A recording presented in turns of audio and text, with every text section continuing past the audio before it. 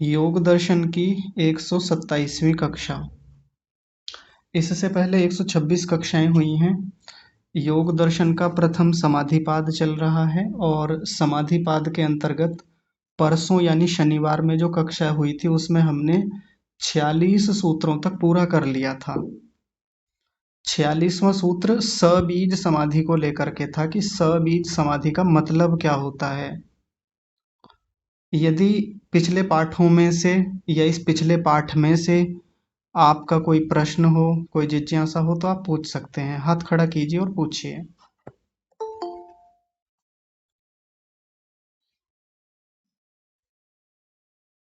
आपको एक दिन का अवसर भी मिला है चिंतन मनन करने के लिए, कल का अवकाश था।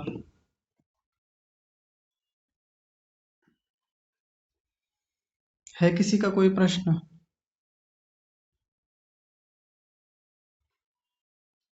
चलिए ठीक है, किसी का कोई प्रश्न नहीं है तो फिर आगे बढ़ते हैं। पिछला जो पाठ है वो सबीज समाधि को लेकर के है कि निर्विचारा समापत्ति में जो बहिर्वस्तु बीज के रूप में होती है, यानी जब हमारा चित्त किसी वस्तु का आलंबन करता है तो उस आलंबन को ही बीज कहते हैं। इसलिए इस प्रकार की जो संप्रज्ञात समाधि है उसी को सबीज समाधि कहा जाता है। ये बात हमारी पिछली कक्षा में हुई थी। अब आगे चलते हैं, बड़ा रोचक विषय है, बहुत कमाल की उपलब्धियां बताई जाएंगी इन समापत्तियों की, इन समाधियों की। तो उसके लिए 47वां सूत्र ध्यान से देखिए। ये सूत्र बड़ा प्रचलित है हमारे आर्य समाजों में, साधकों के बीच में, या जो लोग गंभीर चिंतक हैं उनके बीच में ये सूत्र बहुत बोला जाता है। इसका बड़ा उदाहरण दिया जाता है। बहुत सारे बड़े चिंतक हैं या जो पढ़ाने वाले हैं, अध्यापक हैं, वो इस सूत्र का बड़ा उपयोग करते हैं। तो इस सूत्र का कई बार कुछ और भी अर्थ ले लिया जाता है। तो आज देखेंगे कि इसका वास्तविक अर्थ ऋषियों ने क्या किया है, विद्वानों ने क्या किया है, तो उसको उसी हिसाब से समझते चलेंगे। देखिए सूत्र क्या है। निर्विचार वैशारद्ये अध्यात्म प्रसादः। निर्विचार वैशारद्ये अध्यात्म प्रसादः, ये सूत्र है। तो पहला शब्द है निर्विचार। ये निर्विचार क्या है? तो वही जो निर्विचारा समापत्ति थी उसी को यहाँ बता रहे हैं कि वो जो निर्विचारा स्थिति थी जिसमें बहुत ऊंचा प्रत्यक्ष होता है, जो सूक्ष्म विषय हैं, सूक्ष्म भूत हैं या उससे भी आगे के जो विषय हैं, जब उनकी स्थिति बहुत परिपक्व हो जाती है, तो जो परिपक्व स्थिति होती है उसके लिए शब्द आया वैशारद्ये। आपने एक शब्द सुना होगा विशारद। विशारद शब्द का मतलब होता है प्रवीणता, कुशलता। आजकल जब पढ़ाई के क्षेत्र में जब हम आगे बढ़ते हैं तो एक ऐसी स्थिति आती है जब व्यक्ति किसी विषय पर अपनी बहुत गहरी पकड़ बना लेता है, तो उसको एक उपाधि दी जाती है विशारद की। आपने बहुत सारे लोगों के नाम के पीछे देखा होगा, विद्या विशारद, शिक्षा विशारद, संगीत विशारद। यानी उन्होंने संगीत में, शिक्षा में, विद्या में, गणित में, साहित्य में उन्होंने बहुत ऊंची उपलब्धियां प्राप्त की हैं। बड़ी कुशलता है उनकी, बड़ी प्रवीणता है, यानी एक्सपर्ट हैं उस मामले के वो। जैसे एक्सपर्ट एक शब्द होता है ना, या स्पेशलिस्ट कह दें कि उस मामले के वो बहुत गहरे जानकार हैं, तो वो ऐसे व्यक्तियों को विशारद कहा जाता है। तो यहाँ वैशारद्य यानी विशारदता, ये किसके लिए आया है? प्रवीणता के लिए, कुशलता के लिए। तो वो जो पीछे जो निर्विचारा समापत्ति थी, जब उसमें प्रवीणता आ जाती है। अब ये प्रवीणता कैसी है? तो एक छोटी सी बात पहले समझ लेने वाली है, वो ये है कि निर्विचारा समापत्ति में ऐसा नहीं है कि एक साथ लगी और एक साथ से सारी चीजों का साक्षात्कार हो जाता है। क्योंकि जब समाधि होती है, जब समापत्ति होती है, तो आरंभ में तो साधक के साथ यही होता है कि थोड़ी देर के लिए समाधि लगी, टूट गई। कुछ कुछ क्षण के लिए लगी थी, कुछ मिनटों के लिए लगी, कुछ घंटों के लिए लगी, साक्षात्कार कुछ हो पाया, कुछ नहीं हुआ, ऐसा ऐसी एक स्थिति आरंभ में बनती है। लेकिन धीरे धीरे जब अभ्यास बढ़ता है, जब उसमें समय अधिक लगाता है, तो एक विशारद स्थिति आती है। एक प्रवीणता की स्थिति आती है, उसी को कहा निर्विचार वैशारद्ये। तो ये निर्विचार का मतलब ये वो वाला निर्विचार नहीं है। कई बार बहुत सारे व्याख्यानों में बड़े बड़े उपदेशक कहते हैं कि यहाँ निर्विचार का मतलब है जहाँ विचार नहीं है। हाँ, एक दृष्टि से देखें तो ठीक बात है कि विचार नहीं चलते यहाँ पर। यहाँ सीधा साक्षात्कार होता है वस्तु का, सूक्ष्म विषयों का। स्थूल है, स्थूलों का तो पहले ही हो गया है। सूक्ष्म भूत हो गए, इंद्रियां हो गए, मन हो गया, या मूल प्रकृति तक के पदार्थ हो गए, या उसके आगे आत्मा का साक्षात्कार हो गया, वो सब आ जाएंगे यहीं। तो यहाँ निर्विचार का मतलब वैसा नहीं लेना। नहीं तो ज्यादातर व्याख्यानों में लोग इस सूत्र का उपयोग करके क्या कहते हैं कि जब हमारा चित्त विचार से रहित हो जाता है उसको निर्विचार वैशारद्य स्थिति कहते हैं, और ऐसे में अध्यात्म का प्रसाद प्राप्त होता है, ऐसा व्याख्यान किया जाता है। एक अंश में बिल्कुल ठीक है ये बात, लेकिन पीछे से प्रकरण हमारा निर्विचार को लेकर क्या चल रहा है। निर्विचारा अपने आप में समापत्ति है, गहरा साक्षात्कार का विषय है, प्रत्यक्ष का विषय है ये। तो जब उसमें प्रवीणता आती है, कुशलता आती है, व्यक्ति बहुत योग्य बन जाता है, जब उसके साक्षात्कार बहुत ऊंचे स्तर के हो गए होते हैं, उसको निर्विचार वैशारद्य कहा। तो प्रवीणता आ गई है, उसमें कुशलता आ गई है। तो जब वो कुशलता आ जाती है तो क्या होता है, तो उसके लिए आगे कहा अध्यात्म प्रसाद। तो उसको अध्यात्म प्रसाद होता है। अब ये अध्यात्म प्रसाद क्या है, तो संक्षेप में तो हम जैसे कह देते हैं कि अध्यात्म यानी आत्मा परमात्मा को जो मानते हैं वो लोग आध्यात्मिक होते हैं, और जिस मार्ग पे वो बढ़ते हैं उसी को अध्यात्म कहते हैं। ऐसा ही समझते हैं हम अध्यात्म। हाँ, एक अंश में वो भी ठीक है, लेकिन महर्षि व्यास जी अध्यात्म शब्द को खोलेंगे आगे कि अध्यात्म प्रसाद है क्या। वो पूरे शब्द को खोलेंगे, अध्यात्म प्रसाद को।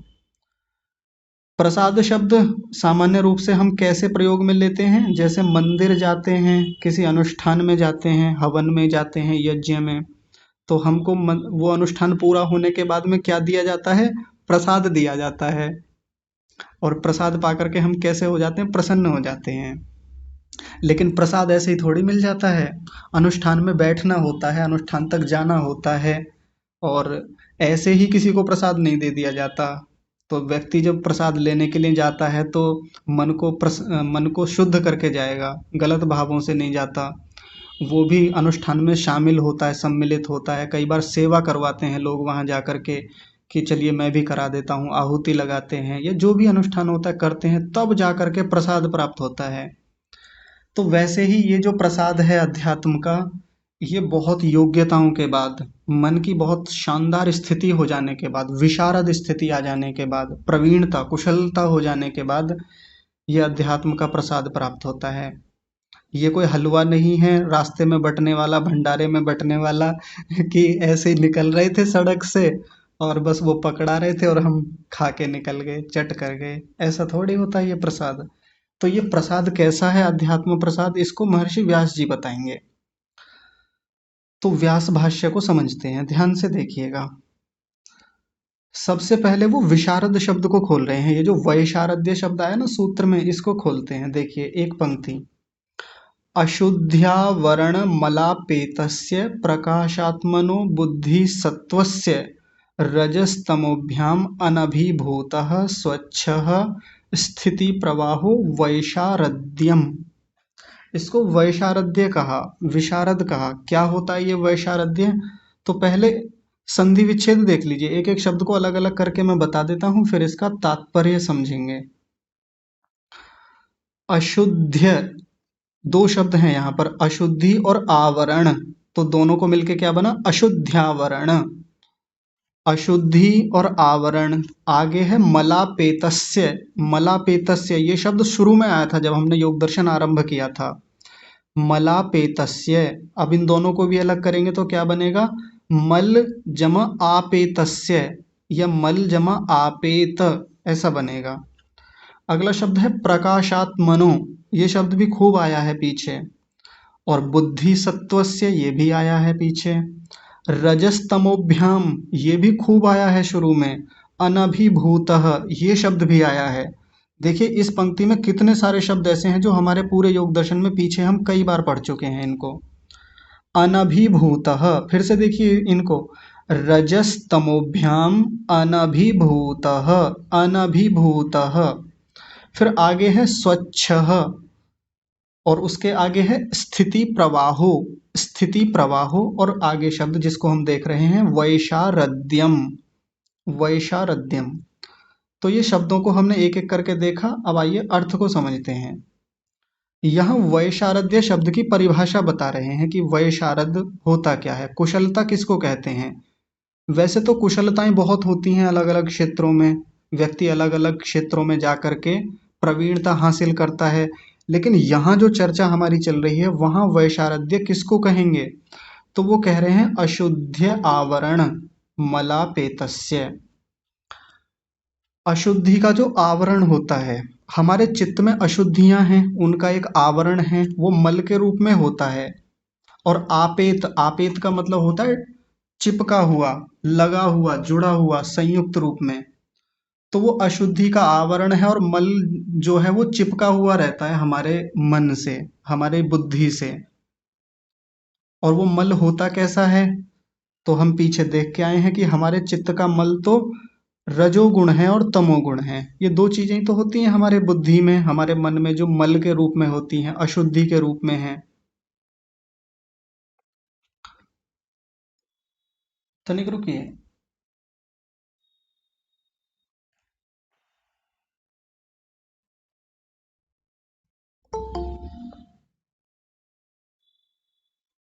हाँ जी, ठीक है, देखिए। तो वो अशुद्धि और जो मल है उसका क्या है, अपेतस्य। अपेतस्य का मतलब है हटा हुआ है वो। अ, पेत का जो पेत शब्द है उसका मतलब तो होता है चिपका हुआ, युक्त हुआ, और अपेत का मतलब है उससे रहित, उससे हटा हुआ। और ये किस में है, प्रकाशात्मनो बुद्धि सत्वस्य। हमारे जो बुद्धि सत्व है, बुद्धि सत्व किसको कह रहे हैं, ये वही बुद्धि जिसमें जिसमें समापत्ति होती है।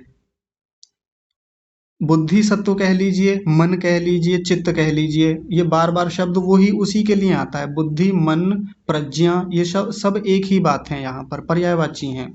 और वो कैसा है, प्रकाशात्मनो, वो प्रकाश स्वरूप वाला है। जब हम शुरू में मन के स्वरूप को देख रहे थे, जब हमारा योग दर्शन आरंभ हुआ था, तो मन के लिए कई सारे शब्द आए थे कि मन के गुण क्या हैं।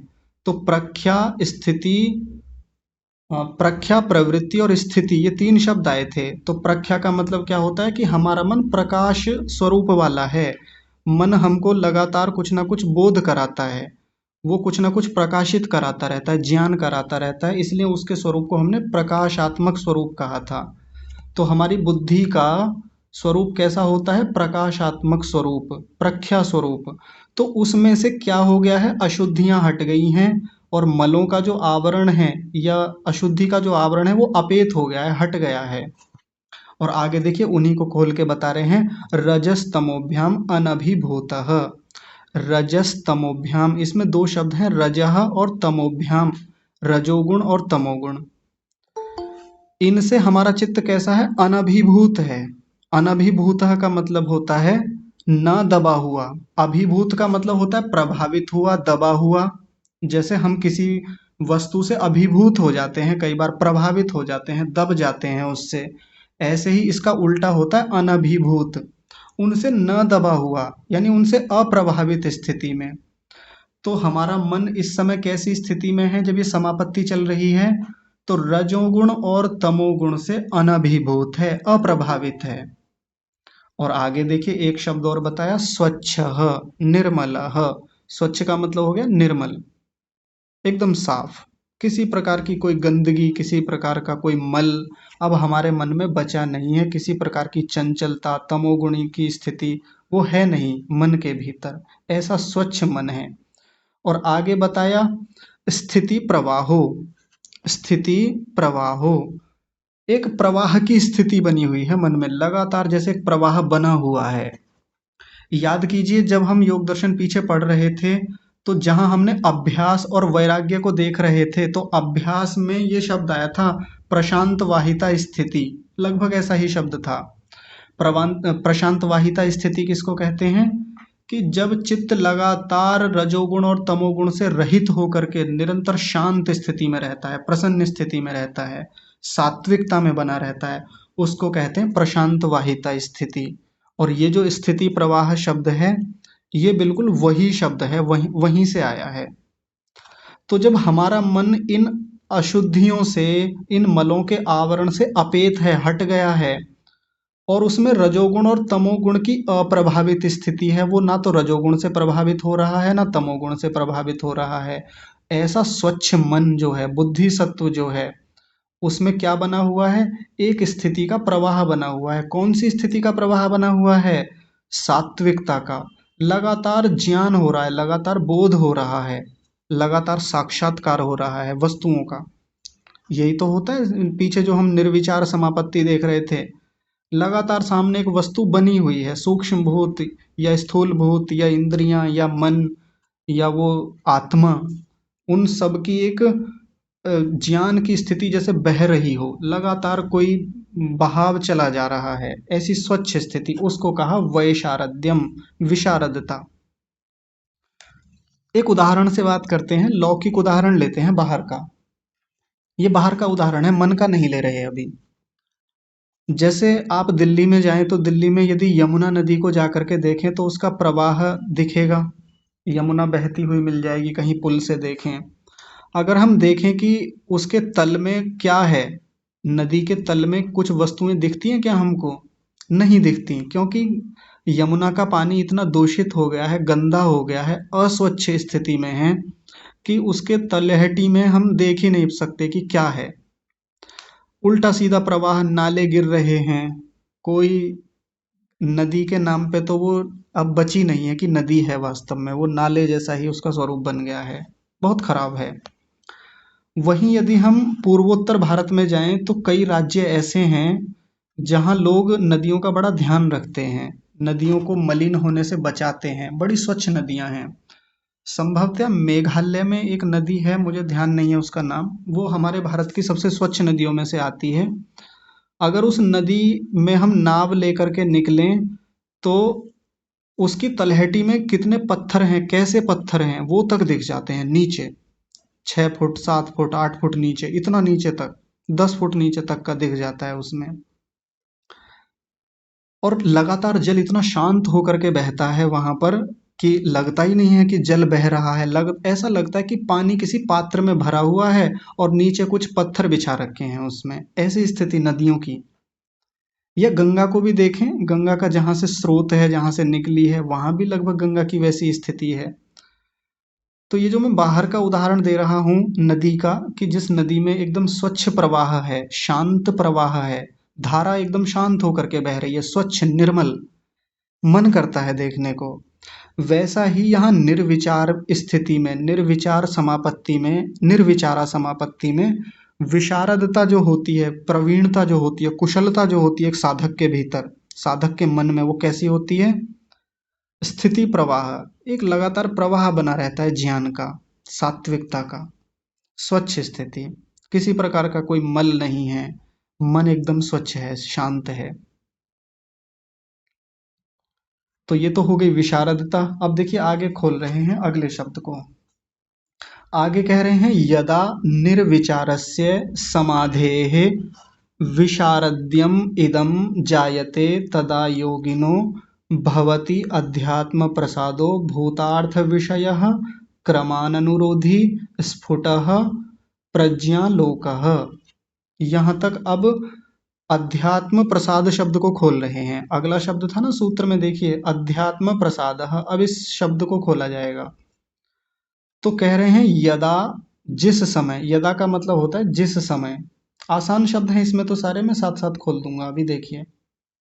यदा माने जब या जिस समय, निर्विचारस्य समाधेः, निर्विचार समाधि का या निर्विचार समाधि की, वै वैशारद्यम इदम जायते, ये जो विशारदता होती है, जायते माने होती है या पैदा होती है, जिस समय निर्विचार समाधि में ये जो विशारदता पैदा होती है, जो प्रवीणता आती है, कुशलता आती है, तो उस समय क्या होता है? तदा माने तब, उस समय, योगिनः, उस योगी की, भवति अध्यात्म प्रसादः, इन शब्दों को अलग अलग तोड़ेंगे तो क्या बनेगा? भवति जमा अध्यात्म प्रसादः, तो उसका अध्यात्म प्रसाद होता है।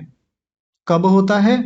जब योगी के चित्त में, योगी के मन में जो निर्विचार समाधि में जो बहुत विशारदता हो जाती है, कुशलता हो जाती है, तब उसको क्या होता है? अध्यात्म का प्रसाद होता है।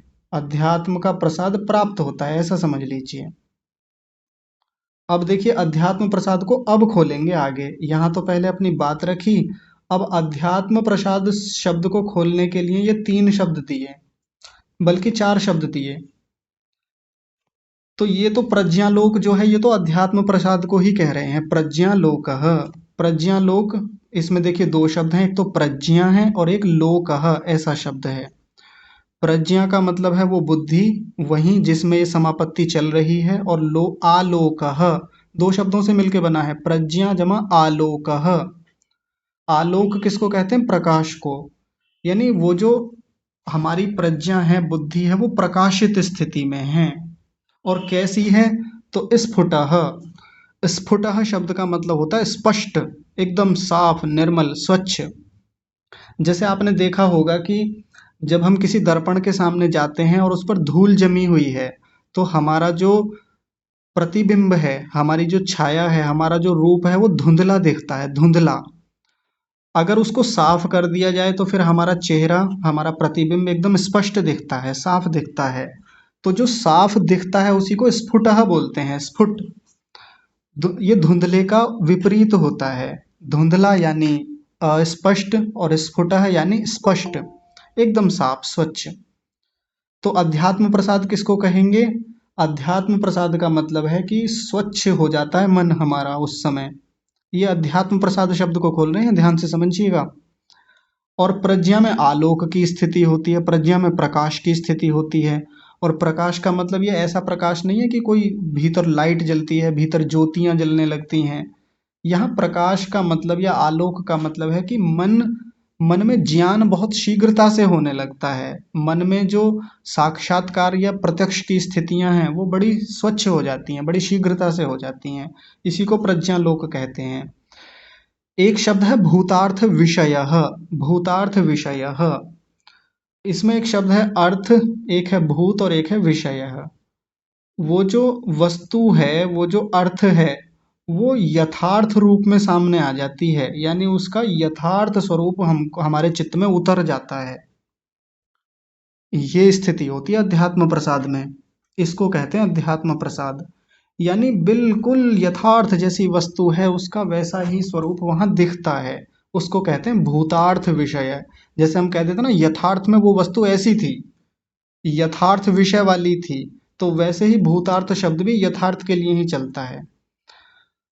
और आगे एक शब्द है क्रमानुरोधी। तो इसको अलग अलग देखिए कैसे है ये, क्रम जमा अननुरोधी। अननुरोधी लिख लीजिए, याद रहेगा। 2 शब्द हैं, एक तो क्रम है और एक है अननुरोधी। तो अननुरोधी शब्द को समझने से पहले अनुरोधी शब्द को समझिए। अनुरोधी, अनुरोधी का मतलब होता है पीछे पीछे अनुसरण करने वाली,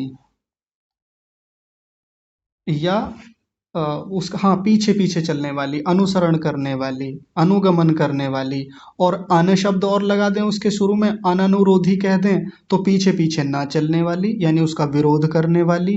किसका विरोध करने वाली? क्रम का विरोध करने वाली। यानी ये जो निर्विचार समापत्ति में जो अध्यात्म प्रसाद होता है, इसमें हमारी प्रज्ञा कैसी होती है? क्रम का अनुरोध नहीं करने वाली होती है। थोड़ा अटपटा लगेगा, मैं समझाऊंगा अभी कैसे। उदाहरण से बात को समझ लेंगे तो बात समझ में आ जाएगी। जैसे हम कोई पुस्तक उठाते हैं, तो पुस्तक जब हम पढ़ना शुरू करते हैं तो शुरू से पुस्तक को पढ़ना आरंभ करते हैं। ऐसा थोड़ी है कि पुस्तक हमने खोली, हमारे सामने रखी, और एक बार में बिना क्रम के हमने पूरी पुस्तक पढ़ डाली, यानी हमारे सामने रखी और सारा का सारा ज्ञान हमारे भीतर आ गया। ऐसा थोड़ी होता है। पूरा एक क्रम का अनुरोध करना होता है हमको, पूरा क्रम का अनुगमन करना होता है, पालन करना होता है। शुरू से पढ़ेंगे, पहला पृष्ठ, दूसरा पृष्ठ, तीसरा पृष्ठ, पहला अध्याय, दूसरा अध्याय, तीसरा अध्याय, एक क्रम का पालन करना होता है। तब जाके पूरी पुस्तक समझ में आती है, तब उसका पूरा विषय स्पष्ट होता है कि पुस्तक में है क्या। ऐसे ही तो होता है। लेकिन ये जो समापत्ति होती है, इसमें क्रम की कोई बात ही नहीं है। यहाँ जब किसी वस्तु का साक्षात्कार हो रहा है, उसमें क्रम से नहीं होता, क्रम का अननुरोध होता है, क्रम का विरोध करने वाली होती है ये स्थिति अध्यात्म प्रसाद वाली जो है। कैसे? तो वो ऐसे कि जैसे चित्त के सामने मान लीजिए कोई सूक्ष्म भूत आया, रूप नाम का आया, रस नाम का या शब्द नाम का आया, तो उसका ऐसा नहीं होगा कि पहले उसके एक हिस्से का साक्षात्कार होगा, फिर दूसरे हिस्से का, फिर तीसरे हिस्से का, फिर चौथे हिस्से का, फिर पांचवें का। ऐसा क्रम नहीं होता समापत्ति में। वो अध्यात्म प्रसाद नहीं होता, या वो समापत्ति नहीं चलती। बड़े ध्यान से समझेंगे। वैसे तो क्रम तो वो चलता है कि पहले स्थूल भूतों का होगा, फिर सूक्ष्म भूतों का, फिर इंद्रियों का, फिर आत्मा का, वो क्रम तो चलेगा। लेकिन जब समापत्ति किसी एक विषय पर लगी हुई है तो वहां क्रम का विरोध होता है, यानी क्रम की जरूरत ही नहीं होती। सामने वस्तु है तो पूरा का पूरा साक्षात्कार है उसका एक बार में ही। ये है क्रमानुरोधी। हमारे सामने कोई व्यक्ति खड़ा है, हमको उसका साक्षात्कार करना है, प्रत्यक्ष करना है, उसको देखना है, तो ज्यादातर क्या होता है कि हम चेहरे की ओर देखेंगे तो पैर नहीं दिखते, नीचे देखेंगे तो ऊपर का नहीं दिखता, सामने देखेंगे तो पीछे का नहीं दिखता, दाएं देखेंगे तो बाएं का नहीं दिखता। ऐसे ही तो होता है। क्रम से हम क्रम से किसी का साक्षात्कार कर पाते हैं। ऊपर से नीचे तक देखना पड़ता है हमको, ऊपर से नीचे की ओर दृष्टि लानी होती है, यानी एक क्रम का अनुरोध करना होता है। ऐसे ही तो साक्षात्कार होता है। बाहर वाला जो होता है, हम इसको साक्षात्कार ही कहते हैं, हम इसको प्रत्यक्ष ही कहते हैं, जबकि ये भी पूरा नहीं होता जब हम बाहर से आंखों से करते हैं किसी वस्तु का। लेकिन इस समापत्ति की, निर्विचारा समापत्ति की, ये बड़ी रोचक बात है। अध्यात्म प्रसाद में बड़ी रोचक बात ये होती है कि जब सामने वस्तु होती है हमारे चित्त में, समापत्ति की बात चल रही है, सूक्ष्म स्थूल या जो भी वहां विषय है सामने, कोई क्रम से नहीं होता, क्रम की आवश्यकता ही नहीं होती। क्रमानुरोधी ज्ञान होता है वहां पर, प्रज्ञा में, बुद्धि में, चित्त में। सीधा वस्तु सामने तो पूरी वस्तु का, सारी की सारी वस्तु का, सब उसके जो भी है उसका यथार्थ विषयक ज्ञान होता है। ध्यान से समझेंगे इस क्रमानुरोधी शब्द को, नहीं तो यहाँ गड़बड़ हो जाती है और फिर हम उलझ के रह जाते हैं जी। क्रम क्रम तो टूट जाएगा, तो फिर ऐसे कैसे साक्षात्कार होगा? तो वो क्रम तो रहेगा कि पहले स्थूल, फिर सूक्ष्म, फिर इंद्रियां, और फिर उसके बाद में आत्मा का साक्षात्कार। उसकी बात नहीं कर रहे हैं, उस क्रम की चर्चा नहीं है यहाँ पर। यहाँ तो क्रम खत्म है, क्रम की आवश्यकता ही नहीं है। बिना क्रम के वहां साक्षात्कार होता है, तो इसको कहा अध्यात्म प्रसाद। ऐसा अध्यात्म प्रसाद होता है। कुल मिलाकर यदि एक शब्द में कहें कि अध्यात्म प्रसाद क्या होता है, तो अध्यात्म प्रसाद का मतलब है कि यथार्थ ज्ञान होता है। ये है अध्यात्म प्रसाद का मतलब। वस्तु जैसी है उसका यथार्थ रूप में वैसा का वैसा ही साक्षात्कार हो जाता है, बस इतनी सी बात है। तो अध्यात्म प्रसाद का बहुत लोग अलग से अर्थ करेंगे, बताएंगे, पर वैसा कुछ भी नहीं है। अध्यात्म प्रसाद के लिए चार शब्द हैं जो इस अध्यात्म प्रसाद शब्द को खोलते हैं। यानी मन एक बहुत स्वच्छ स्थिति में होता है, मन में वस्तु का यथार्थ क्रमानुरोधी ज्ञान होता है, उसी को अध्यात्म प्रसाद कहते हैं। जब आपकी परीक्षा होगी ना प्रथम पाद के बाद में, तो ये ऐसा प्रश्न पूछा जा सकता है कि अध्यात्म प्रसाद से आप क्या समझते हैं, विशारदता किसे कहते हैं, वैशारद्य किसे कहते हैं, ऐसा भी प्रश्न आ सकता है आपके लिए। इसलिए हमको शास्त्र के जो टेक्निकल वर्ड्स हैं, जो तकनीकी शब्द हैं, उनका पता होना चाहिए हमको कि इसका मतलब क्या है। क्योंकि कितने शब्द ऐसे आते हैं जिनका लोक में अलग अर्थ चलता है, व्यवहारिकता में हम अलग रूप में अर्थ देखते हैं, लेकिन शास्त्र में उसका अर्थ कुछ और बात को लेकर के कह रहा होता है। और वो हमको कैसे पता चलेगा? तो वो ऋषियों से ही पता चलेगा, जैसा ऋषियों ने खोला है, और उनके खोलने की बड़ी सुंदर शैली होती है। जैसे निर्विचार वैशारद्य में वैशारद्य शब्द आया तो पहले वैशारद्य को खोला, फिर इसमें अध्यात्म प्रसाद शब्द आया तो ये अध्यात्म प्रसाद शब्द को इन चार शब्दों से खोल दिया। यही तो तरीका है, और क्या है? कुछ भी याद नहीं रखना इसमें। कि बहुत कठिन विषय है जी, याद नहीं होगा, कैसे याद करेंगे, बिल्कुल ऐसा का ऐसा याद करना पड़ेगा क्या? तो कोई उतना कठिन थोड़ा ही है, यदि हम ऋषियों की एक बार शैली को पकड़ लें कि वो समझाते कैसे हैं, बहुत आसान है। आगे देखिए, बस अब इस सूत्र की समाप्ति होने वाली है। आगे कह रहे हैं तथा च उक्तम। तथा माने और, च उक्तम, च नहीं, तथा माने यहाँ वैसे, वैसे के लिए आया है। च माने और, उक्तम माने कहा गया है, और वैसे कहा गया है, यानी अलग से कोई बात बता रहे हैं। ये आपने कई बार देखा होगा, तथा च उक्तम, तथा च उक्तम, ऐसा कई बार आया है पीछे भी। इसका मतलब ये जो नीचे बात लिखी हुई है, ये महर्षि व्यास जी की नहीं है। लिखी तो उन्होंने ही है, सम्मिलित तो उन्होंने इसे किया है, यहाँ पर उसको कोट किया है, लेकिन ये बात कहीं और से उठाई है उन्होंने भी। यानी ये श्लोक है, उनका अपना खुद का नहीं है। यानी जैसे उन्होंने कहा कि तथा च उक्तम, ऐसा कहा गया है। तो जब हम सामान्य भाषा में हम भी कहते हैं जी, बड़े बूढ़े ऐसा कहते हैं, ऐसी एक कहावत है, ऐसा कहते आए हैं लोग, तो इसका मतलब वो पहले से कोई बात चली आ रही है। यहाँ तो बस उसका एक कोटेशन मात्र है, एक उद्धरण मात्र है, केवल उसको उद्धृत किया है। तो देखिए महर्षि व्यास जी इस श्लोक के माध्यम से क्या समझाना चाह रहे हैं। बहुत मजेदार बात है, बहुत गहरी बातें हैं इसमें। पहले श्लोक को पढ़ते हैं, देखिए। प्रज्ञा प्रसादम आरुह्य अशोच्यः शोचतो जनान् भूमिष्ठान इव शैलस्थः सर्वान् प्राज्ञो अनुपश्यति। पहले एक एक शब्द का संधि विच्छेद कर लेते हैं, फिर इसका अर्थ देखेंगे। तो देखिए पहला क्या है, प्रज्ञा प्रसादम आरुह्य अशोच्यः शोचतो जनान, आसान है सारे शब्द। आगे देखिए, भूमिष्ठान इव शैलस्थः, शैलस्थः सर्वान् प्राज्ञः, अलग अलग करेंगे तो प्राज्ञः ऐसा बन जाएगा, या प्राज्ञों कह लीजिए। सर्वान् प्राज्ञों या प्राज्ञः अनुपश्यति। तो ये तो सारे शब्दों का हुआ संधि विच्छेद। अब इसको समझते हैं क्या कह रहे हैं। पहला शब्द है प्रज्ञा प्रसादम आरुह्य। प्रज्ञा के प्रसाद पर आरूढ़, आरूह्य का मतलब होता है चढ़ा हुआ, उसको प्राप्त हुआ। अब यहाँ वैसे चढ़ा हुआ तो नहीं लेंगे, आरूह्य का मतलब ऐसे होता है जैसे हम घोड़े पर आरूढ़ हो जाते हैं। आपने एक शब्द सुना होगा अश्वारोहण, अश्व पर आरोहित हो जाना, घोड़े के ऊपर चढ़ जाना। ध्वजारोहण, ध्वज का ऊपर चढ़ जाना, ऐसे उसको ध्वजारोहण कहते हैं। ऐसे ही यहाँ है प्रज्ञा प्रसादम आरोह्य, प्रज्ञा के प्रसाद पर जो चढ़ा हुआ है, यानी जिसने प्रज्ञा नाम के प्रसाद को पा लिया है। और ये प्रज्ञा प्रसाद कौन सा है, ये जो ऊपर बताया था अध्यात्म प्रसाद, यानी जिसकी समापत्तियां लग चुकी हैं, जिसने ऊंची विशारद स्थिति को प्राप्त किया हुआ है। ऐसा जो अशोच्य है, अशोच्य का मतलब है जो शोक से रहित है, जो दुख को प्राप्त नहीं होता, ऐसा योगी। ये शोच्य शब्द योगी के लिए है। कौन सा योगी, जो प्रज्ञा के प्रसाद पर आरूढ़ है, जो इस समय बहुत ऊंची विशारद स्थिति में बैठा हुआ है, उसको कहेंगे अशोच्य।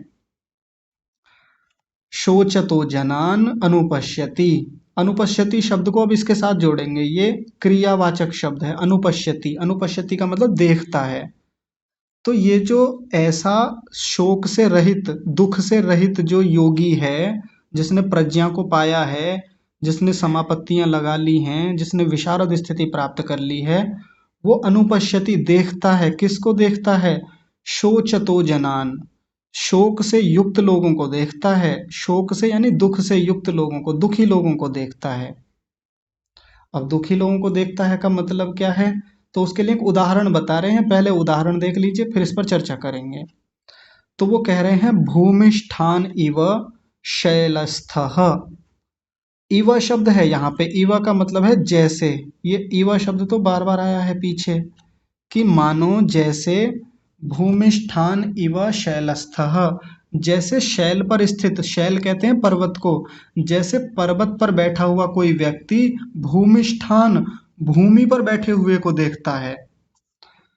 भूमि पर बैठा हुआ हो कोई नीचे घाटी में, और एक व्यक्ति ऊपर से पहाड़ी पर शैलस्थ होकर के पहाड़ी पर जा करके जब नीचे वाले लोगों को देखता है, वैसे ही एक योगी भी दुखी लोगों को देखता है।